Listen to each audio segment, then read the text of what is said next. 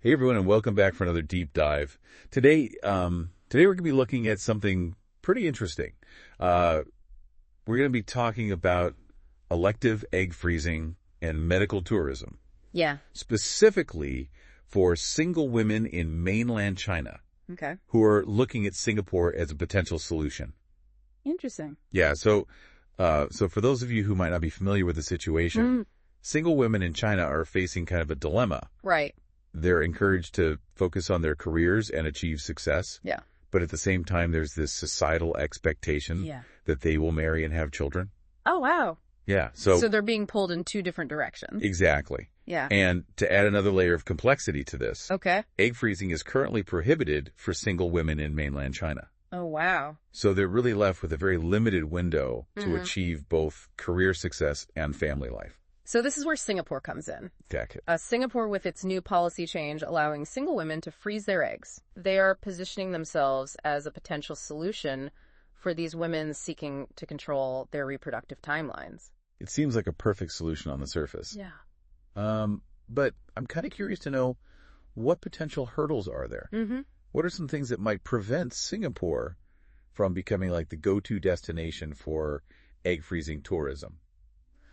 Well, one major factor is cost. Okay. Egg freezing in Singapore is very expensive, Okay. with each cycle costing around 50,000 to 60,000 RMB. Wow, that's a lot. Yeah. And add on top of that travel expenses, accommodations, and the general cost of living in Singapore, and it quickly becomes a substantial investment. Yeah, especially compared to other countries in the region like Thailand or Malaysia, Right?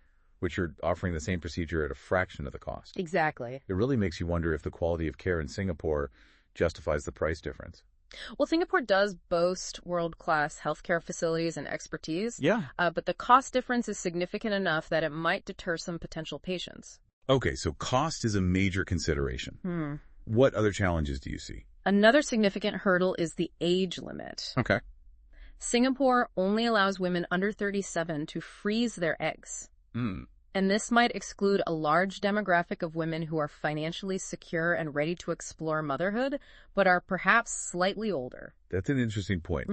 It really suggests that Singapore's policy might not be as inclusive as it initially seems, Right. particularly for women who have prioritized their careers and are now ready to focus on family planning. Exactly. And there's another regulation that I think is kind of surprising. Oh, okay. Single women can freeze their eggs in Singapore, but they can only use those eggs for IVF if they are married. Oh, wow.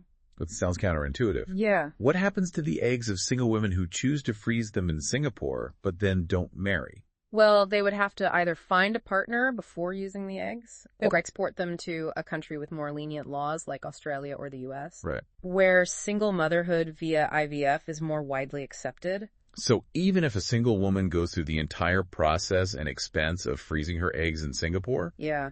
there's still this hurdle of marriage before she can actually use them. It's a major obstacle Right. for those seeking reproductive autonomy. Absolutely. And let's not forget about the logistical and biological challenges of relocating frozen eggs. Oh, of course. Like there's always a risk of damage during transport. Right. And ensuring that the freezing and thawing processes between different clinics are compatible. Yeah. That adds another layer of complexity. A lot of things to think about. Yeah, it sounds like there are quite a few hoops to jump through even after making the decision to freeze eggs in Singapore. It is a very complex topic, and Okay. and speaking of complex considerations, we need to address a topic of pre-implantation genetic testing for aneuploidy, or PGTA. Okay. This test screens embryos for chromosomal abnormalities and is a significant factor for many Chinese women considering IVF. I'm glad you brought that up. Why is PGTA particularly relevant in this context? Well, it's highly sought after in China, Okay. especially among women who are acutely aware of the increased risk of genetic conditions like Down syndrome in later pregnancies. However, Singapore has not approved PGTA due to inconclusive trials and ethical concerns. So we have a situation where Chinese women are very keen on accessing this test, Yeah, which is not available in Singapore. correct. Does this discrepancy affect Singapore's attractiveness as a destination for these women? It potentially could. Okay. The absence of PGTA might lead some women to consider clinics in other countries that offer this service, even if it means compromising on the overall quality of medical care. So while Singapore seems to have taken a bold step by allowing single women to freeze their eggs, there are still these practical and regulatory hurdles that might hinder its success in attracting Chinese patients seeking egg freezing. Exactly. It's a puzzle with several missing pieces. Right, and I think that's what makes this topic so fascinating to delve into. We need to understand not just the medical aspects, but also the cultural nuances, the economic realities, and the personal motivations that drive these women's decisions. It's complex. It really is. It's a complex interplay of factors, and I'm eager to unpack them further. But before we do that, let's take a quick break. And when we come back, we'll delve deeper into the emotional and psychological aspects of this journey. That's good. Welcome back. Before the break, we were talking about some of the hurdles facing single women in China who are looking to Singapore as a potential destination for egg freezing. And I think it's also important to acknowledge the immense emotional weight that comes with this decision. Yeah, definitely. It's not just a logistical process, Right. It's a deeply personal one, filled with hopes and uncertainties. Exactly. I mean, imagine the emotional roller coaster that comes with making this decision. Oh, yeah. The anticipations on it, the hormonal treatments, the uncertainty of outcomes, not to mention the societal pressures that we discussed earlier. Right. It's a lot to process. It is. And for women traveling to a foreign country for this procedure, there's an added layer of complexity, navigating a new healthcare system and cultural landscape. It's almost like adding a layer of emotional jet lag on top of everything else. Exactly. A very apt description. Yeah. And all of this happens while they're grappling with this fundamental decision about their future and potentially facing judgment or misunderstanding from their families or communities. It's a reminder that this isn't just about accessing a medical procedure. Right. It's about women taking control of their lives and making choices that align with their personal goals and aspirations. Exactly. That sense of agency can be incredibly empowering even in the face of challenges. Speaking of challenges, we touched upon the cost of egg freezing in Singapore earlier. Yeah. And I'm wondering if Singapore's reputation for high quality medical care might outweigh the cost factor for some women. That's a great question. Yeah. For some, the peace of mind that comes with knowing they're receiving top-notch medical care in a stable and safe environment, that could very well justify the higher price tag. It's a trade-off, isn't it? It is. Weighing the cost against the perceived benefits and peace of mind. And it's a decision that each woman will have to make based on her individual circumstances and priorities. Right. There's no right or wrong answer. Okay, let's shift gears a bit and talk about, I guess, the elephant in the room, or should I say the embryo in the petri dish. Okay. We've talked about PGTA and the fact that it's not available in Singapore. Right. Can you explain why this test is so controversial? So PGTA stands for Pre-Implantation Genetic Testing for Aneuploidy. Okay. It's a genetic screening test performed on embryos created through IVF, and it aims to identify embryos with the correct number of chromosomes, which are the structures that carry our genes. So it's essentially looking for chromosomal abnormalities to reduce the risk of genetic conditions. Exactly. What makes it controversial? Well, the controversy stems from a few key areas. Okay. Firstly, there are questions about its effectiveness. While it's marketed to improve IVF success rates, the evidence is mixed. Some studies show benefits, others don't. So it's not a guaranteed path to a successful pregnancy. Right. Are there other concerns as well? Yes. The procedure involves removing cells from the embryo for testing. Okay. Which could potentially damage it. Oh, wow. And there are ethical concerns about selecting embryos based on their genetic makeup. Right. And the potential discarding of embryos deemed undesirable. It's definitely a complex issue with ethical and philosophical implications. Definitely. It's no wonder that Singapore is treading carefully with this technology. Yeah, and this actually leads us to another fascinating aspect of this discussion. Okay. Advancements in egg freezing technology. Oh, yes. Are there any breakthroughs on the horizon that could change the game for women considering egg freezing?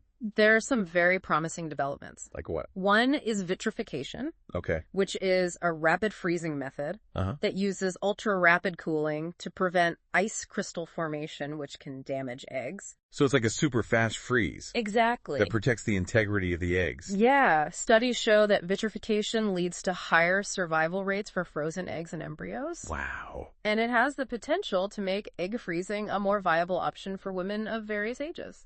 That's incredible. It sounds like vitrification could significantly impact like future trends in reproductive tourism. It very well could. Okay. And another area to watch is the development of artificial ovaries. Artificial ovaries. That sounds futuristic. It does, doesn't it? Yeah. The idea is to create a lab-grown structure that mimics a natural ovary, Okay. producing and releasing eggs. So instead of undergoing invasive egg retrieval, Right. women could potentially have their eggs grown in a lab. Exactly. It's still early in development. Yeah. But the potential implications for women facing infertility or wanting to delay motherhood are immense. It could be a game changer. It could. It's mind-blowing to consider the possibilities. It But with any new technology, careful consideration of the ethical and societal implications is crucial. Absolutely. We need to ensure that these advancements are used responsibly, ethically, and with a focus on patient well-being and informed consent. Speaking of societal implications, are there any shifts in attitudes toward fertility and motherhood that are relevant to our discussion? There are some interesting trends emerging. Like what? One is the growing acceptance of diverse family structures, Okay. including single-parent families and same-sex couples. So traditional notions of what constitutes a family are evolving. Exactly. And this is creating a demand for more inclusive fertility services. So clinics that are welcoming and sensitive to the needs of diverse families will be well positioned in this evolving landscape. Exactly. Another trend is the increasing awareness of the emotional and psychological toll of infertility. It's becoming widely recognized that infertility is not just a physical challenge, but a deeply emotional one as well. Yes, and this understanding is leading to a greater emphasis on providing emotional support and counseling services to patients undergoing fertility treatments. So it's a more holistic approach. Yes? Acknowledging that the journey involves more than just medical procedures. Exactly. And finally, there's a growing emphasis on transparency and patient empowerment. Patients are becoming more informed and proactive about their healthcare decisions, Right. wanting to understand their options and make choices aligned with their values. Exactly. This shift towards patient empowerment is putting pressure on clinics to be more transparent about their practices, their success rates, and their pricing. So it's a move away from like a paternalistic model Yeah, towards a more collaborative and patient-centered approach. exactly. It's about empowering patients to be active participants in their care. This seems especially crucial when it comes to something as sensitive and personal as fertility treatment. Absolutely. Patients need to feel confident they're receiving accurate information and that their voices are heard. Okay, we've covered a lot of ground regarding the global landscape of reproductive health care. We have. Let's bring our focus back to Singapore. Okay. How are they faring in their quest to become a hub for egg-freezing tourism? Well, they've made some progress, but challenges remain. Uh-huh. Cost remains a significant barrier, as does the age restriction. Right. We discussed those earlier. Yeah. Are there any other pressing concerns? Well, the lack of access to PGTA is another major obstacle. Right. It's a highly sought-after service, especially among Chinese women. Yeah. And its absence in Singapore might be a deal breaker for many. It seems like Singapore needs to address these issues to be truly competitive in this market. I think so. What steps could they take to overcome these challenges? Well, one option to address the cost issue would be exploring subsidies or financial assistance programs Okay. to make egg freezing more affordable. That would definitely make it accessible to a wider range of women. Yeah. What other solutions are there? Partnering with private insurers to cover treatment costs is another potential solution. Okay. As for the age restriction, research and consultation with medical experts could help determine a safe and appropriate age limit that aligns with current scientific evidence. So a more evidence-based approach to policymaking could help them refine their regulations. Right. What about the issue of PGTA? Singapore could convene a panel of experts Okay. to review the latest research on PGTA and assess its safety and effectiveness. Engaging in public consultations to gather feedback from stakeholders would also be beneficial. So being proactive, staying updated, and ensuring all voices are heard. Exactly. And ultimately, the decision on PGTA is complex. Yeah. It requires carefully weighing potential benefits against risks and ethical concerns. Okay, so Singapore has work to do, but let's zoom out again. Okay. What are the implications of this trend toward egg-freezing tourism for the global landscape of reproductive health care?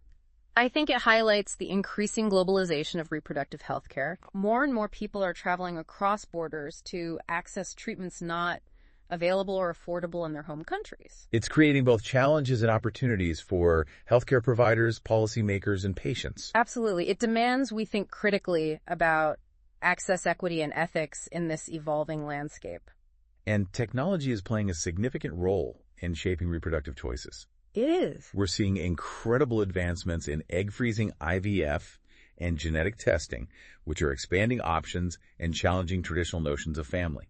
Right. It's exciting, but requires careful reflection and ethical consideration. We need to ensure these technologies are used responsibly and benefit everyone, not just a select few. It's about harnessing these advancements to create a more just and equitable world where everyone has the opportunity to exercise their reproductive rights. Yeah. And make choices aligned with their values. Well said. We've explored so many facets of this topic, from personal stories to global trends. We have. But I want to leave our listeners with something to ponder. What do you think the future holds for egg freezing tourism, particularly for Chinese women? I think this trend is here to stay. Okay. Increasing awareness, rising rates of delayed childbearing, and greater acceptance of alternative family structures are driving demand. So the desire for fertility preservation is not going anywhere. No. And as more women feel empowered to take control of their reproductive futures, we can expect this market to continue growing. But, as we've discussed, challenges remain. Uh-huh. Access to accurate information, affordable services, and supportive care, regardless of location, are crucial. Absolutely. It's about creating a global landscape where reproductive health care is accessible, equitable, and empowering for all women. That's a powerful statement. It is, and it's something we all need to strive for. Well, this has been a fascinating deep dive. What a journey. It has been. But before we wrap up, let's shift gears one last time. Okay. And explore a potentially controversial aspect of this topic. So we've talked about egg freezing and medical tourism from, a lot of different angles. Yeah. But there's one more layer I think we need to kind of explore. Okay. A little bit controversial. All right. But I think it's important to at least acknowledge it. Mm-hmm. We've been mostly focusing on the perspective of women seeking these services. Right. But what about the countries and the clinics that are providing them? Oh, yeah. What are the potential ethical implications for them? That's a really good point. It's easy to get caught up in the individual stories. Right. And all the advancements in technology. Yeah. But we do need to step back and look at the bigger picture. Exactly. Like, for example, some people argue that medical tourism can exacerbate existing inequalities in healthcare. Right. If wealthy individuals are traveling abroad for specialized treatments, are they potentially diverting resources away from local populations who might have more urgent healthcare needs? That's a very valid concern. And how do we ensure that these medical services are being provided ethically and responsibly, especially when profit motives are involved? It's tough. It's a complex issue with no easy answers. Yeah. I think transparency and accountability are crucial. Okay. Clinics need to be upfront about their practices, their success rates, and their pricing. And countries really need to have clear regulations in place to protect both patients and their own healthcare systems. That's about finding a balance, isn't it? It is. Encouraging innovation and access to care. Yeah. But at the same time, safeguarding against exploitation. Right. And ensuring equitable distribution of resources. Absolutely. Which kind of brings us back to the question we posed earlier. Okay. Do you think Singapore will become a major hotspot for egg freezing tourism? Considering everything we've talked about, the cost, the age restrictions, the lack of PGTA, the potential ethical considerations, it's a really tough call. Yeah, it is. I mean, Singapore has some clear advantages. Right. A world-class healthcare system, a stable and safe environment, a desirable location. But they are facing stiff competition from other countries that are offering more affordable options or fewer restrictions. And ultimately, I think the decision comes down to the individual women who are seeking these services. Yeah. They're the ones who have to weigh the pros and cons, the risks and benefits, and decide what's best for their own unique situations. Exactly. And as we've discussed, there's no one-size-fits-all answer. Right. What's right for one woman might not be right for another. It's really about having access to accurate information, exploring all the options, and making informed choices. Well said.